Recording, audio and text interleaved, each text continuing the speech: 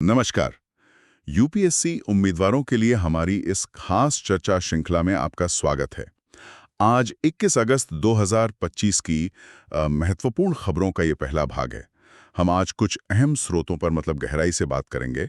हो सकता है कुछ विषयों पर हमने पहले भी थोड़ी बात की हो, तो ये एक तरह से रिवीजन भी हो जाएगा। तो चलिए शुरू करते हैं भारत के उपराष्ट्रपति चुनाव से। चुनाव आयोग ने हाल ही में इसका कार्यक्रम अधिसूचित किया है। हाँ बिल्कुल। ये एक महत्वपूर्ण संवैधानिक प्रक्रिया है। देखिए, संविधान का अनुच्छेद 66(2) साफ कहता है कि उपराष्ट्रपति संसद या किसी राज्य विधानमंडल के सदस्य नहीं होंगे। ये पद की निष्पक्षता के लिए जरूरी है। अच्छा। और अनुच्छेद 67 के अनुसार कार्यकाल 5 साल का होता है। और अगर पद खाली हो जाए तो अनुच्छेद 68(2) कहता है कि चुनाव जल्दी कराना होगा। और इसका जो निर्वाचक मंडल है वो भी काफी विशिष्ट है ना? हाँ हाँ बिल्कुल। इसमें लोकसभा और राज्यसभा के सभी सदस्य होते हैं, मतलब निर्वाचित भी और मनोनीत भी। ये राष्ट्रपति चुनाव से अलग है, जहां सिर्फ निर्वाचित सदस्य वोट देते हैं। ये एक बड़ा अंतर है। बिल्कुल। मतदान अनुपातिक प्रतिनिधित्व प्रणाली से होता है, एकल संक्रमणीय मत के जरिए, और गुप्त मतदान होता है। हर वोट का मूल्य भी समान यानी 1 होता है। और एक दिलचस्प बात यह है कि दल बदल विरोधी कानून यहाँ लागू नहीं होता। ओह, यानी सदस्य पार्टी लाइन से हटकर भी वोट डाल सकते हैं। हाँ बिल्कुल। योग्यता की बात करें तो भारत का नागरिक होना, 35 वर्ष की आयु पूरी करना और राज्यसभा सदस्य बनने की पात्रता ये जरूरी है। समझ गया। चलिए अब शासन के एक अलग पहलू पर चलते हैं। जनजातीय कार्य मंत्रालय ने आदि कर्म योगी अभियान शुरू किया है। ये पहल क्या है? काफी महत्वाकांक्षी लग रही है। हाँ है तो। ये असल में जमीनी स्तर पर शासन को, आप कह सकते हैं, बदलने का एक प्रयास है। इसका मुख्य लक्ष्य है आदिवासी मूल्यों और स्थानीय नेतृत्व के आधार पर, मतलब नीचे से ऊपर, बॉटम अप शासन का पुनर्निर्माण करना। उद्देश्य साफ है, आदिवासी समुदायों को सशक्त बनाना और प्रशासन को ज्यादा जवाबदेह और जन केंद्रित बनाना। और लक्ष्य तो काफी बड़ा बताया जा रहा है। 1 लाख गांव, 20 लाख परिवर्तन नेता। हाँ, लक्ष्य तो बड़ा है। 1 लाख गांवों में 20 लाख परिवर्तन नेता तैयार करने का। इसे हासिल कैसे करेंगे? क्या इसके कुछ खास हिस्से हैं? हाँ, इसके कई घटक हैं। जैसे आदि सेवा केंद्र बनाए जाएंगे, जहां अधिकारी और समुदाय के लोग मिलकर स्थानीय मुद्दों पर काम करेंगे। फिर गवर्नेंस लैब कार्यशालाएं हैं और एक जनजातीय ग्राम कार्य योजना 2030 भी इसका हिस्सा है। अच्छा। इसमें आदि सहयोगी और आदि साथी जैसे स्वयं सेवकों की भागीदारी पर और उनकी क्षमता निर्माण पर भी काफी जोर है। और ये अभियान पहले से चल रही योजनाओं जैसे धरती आबा जनजातीय ग्राम उत्कर्ष अभियान और पीएम जनमन को भी मजबूती देगा। यानी ये जमीनी नेतृत्व और योजनाओं के बीच एक तरह का तालमेल बनाने की कोशिश है। बिल्कुल सही। अच्छा, अब जरा अंतर्राष्ट्रीय संबंधों की ओर देखें। भारत और चीन के बीच विशेष प्रतिनिधियों की 24वीं वार्ता हुई है।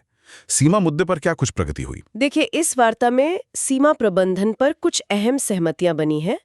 इसमें 2005 का जो समझौता था, राजनीतिक मापदंडों और मार्गदर्शक सिद्धांतों वाला, उसके आधार पर एक निष्पक्ष, उचित और पारस्परिक रूप से स्वीकार्य समाधान खोजने की बात दोहराई गई है। ठीक है। सीमा के सवालों पर विचार के लिए एक विशेषज्ञ समूह और एक कार्य समूह बनाने पर भी सहमति हुई है।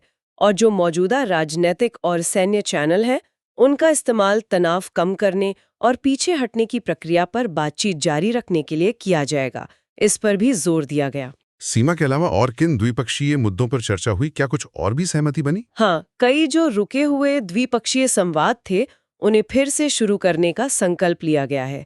इसमें 2026 में लोगों के बीच संपर्क यानी पीपल टू पीपल एक्सचेंज पर जो उच्च स्तरीय तंत्र है, उसकी बैठक भी शामिल है। अच्छा। सीधी उड़ानें जल्द शुरू करने, कैलाश मानसरोवर यात्रा का विस्तार करने और सीमा पार नदियों पर सहयोग जारी रखने पर भी सहमति बनी है। साथ ही लिपुलेख, शिपकीला और नाथुला दर्रों के जरिए सीमा व्यापार को फिर से खोलने का भी फैसला हुआ है। ये तो काफी सारी सहमतियां हैं। देखना होगा ये जमीन पर कैसे उतरती हैं। हाँ, वो महत्वपूर्ण होगा। निश्चित रूप से। चलिए अब देश के अंदर एक अहम आर्थिक मुद्दे पर आते हैं। राज्यों के बीच औद्योगिक विकास में जो असमानता है, वित्त संबंधी स्थायी समिति की रिपोर्ट ने इस पर चिंता जताई है। हाँ, समिति ने उद्योगों के ज्यादा समान वितरण की जरूरत पर जोर दिया है। आर्थिक सर्वेक्षण 2024-25 ने भी इस असमानता को उजागर किया था। हम देखते हैं कि गुजरात, उत्तराखंड जैसे कुछ राज्य औद्योगिक रूप से काफी आगे हैं या उन पर निर्भर है, जबकि उत्तरी और पूर्वी राज्यों में औद्योगिकरण की रफ्तार धीमी है। हाँ, ये अंतर तो दिखता है। बिल्कुल। जैसे कारखानों की संख्या देखें तो तमिलनाडु सबसे आगे है और बिहार जैसे राज्यों में ये संख्या बहुत कम है। इस असमानता के पीछे मुख्य कारण क्या माने जा रहे हैं? देखिए, इसके कई कारण हैं। कुछ तो ऐतिहासिक हैं, जैसे ब्रिटिश काल में कुछ खास बंदरगाह शहरों या इलाकों पर ज्यादा ध्यान दिया गया। फिर भौगोलिक कारक भी हैं, जैसे पहाड़ी या दुर्गम इलाके जहां उद्योग लगाना मुश्किल होता है। सही। अपर्याप्त बुनियादी ढांचा, खासकर बिजली और परिवहन की कमी, ये भी एक बड़ी बाधा है। और नीतिगत असमानताएं भी रही हैं, जैसे हरित क्रांति का फायदा भी कुछ ही राज्यों को ज्यादा मिला। तो समाधान क्या हो सकता है? आर्थिक सर्वेक्षण 2025 ने संतुलित औद्योगिक नीतियां बनाने, नियमों को सरल करने और बुनियादी ढांचे में सुधार पर जोर दिया था। इसमें केंद्र और राज्यों के बीच मजबूत सहयोग बहुत जरूरी होगा। बिल्कुल। और अंत में एक नजर डालते हैं पर्यावरण और तकनीक से जुड़ी खबर पर। इंडियन ऑयल और एयर इंडिया के बीच सतत विमानन ईंधन SAF को लेकर समझौता हुआ है। ये SAF आखिर है क्या चीज? SAF यानी सस्टेनेबल एविएशन फ्यूल, ये पारंपरिक जेट ईंधन जिसे ATF कहते हैं, उसका एक विकल्प है। इसे पेट्रोलियम से नहीं बल्कि दूसरे स्रोतों से बनाया जाता है, जैसे मकई, तिलहन, शैवाल या फिर खेती और जंगलों के बचे हुए अवशेषों से। अच्छा, तो इसका फायदा क्या है? 50% तक मिलाया जा सकता है। क्या भारत में इसके इस्तेमाल को लेकर कोई नीति या नियम है? हाँ, भारत सरकार ने 2027 से जो अंतर्राष्ट्रीय उड़ानें हैं उनके लिए बेचे जाने वाले जेट ईंधन में 1% SAF का मिश्रण अनिवार्य कर दिया है। ये एक शुरुआत है और उम्मीद है कि भविष्य में जैसे जैसे इसका उत्पादन और उपलब्धता बढ़ेगी, ये प्रतिशत भी बढ़ेगा। ठीक है, तो ये थे आज के कुछ प्रमुख विषय। हमने उपराष्ट्रपति चुनाव प्रक्रिया और उसकी बारीकियों पर बात की, आदिवासी सशक्तिकरण के लिए आदि कर्मयोगी अभियान को समझा, भारत चीन वार्ता के नतीजों पर नजर डाली, राज्यों में औद्योगिक असमानता की चुनौती को देखा और सतत विमानन ईंधन की ओर बढ़ते कदमों पर चर्चा की। रक्षा उत्पादन में निजी क्षेत्र की भूमिका बढ़ रही है, जो अभी रिकॉर्ड स्तर पर पहुंची है। तो इस तरह के नवाचार भारत की आत्मनिर्भरता और विकसित भारत 2047 के लक्ष्य को पाने में और कितनी तेजी ला सकते हैं? ये सोचने लायक बात है। उम्मीद है कि यह गहन चर्चा आपके लिए उपयोगी रही होगी। अगर आपको ये विश्लेषण पसंद आया तो कृपया लाइक और सब्सक्राइब जरूर करें। धन्यवाद।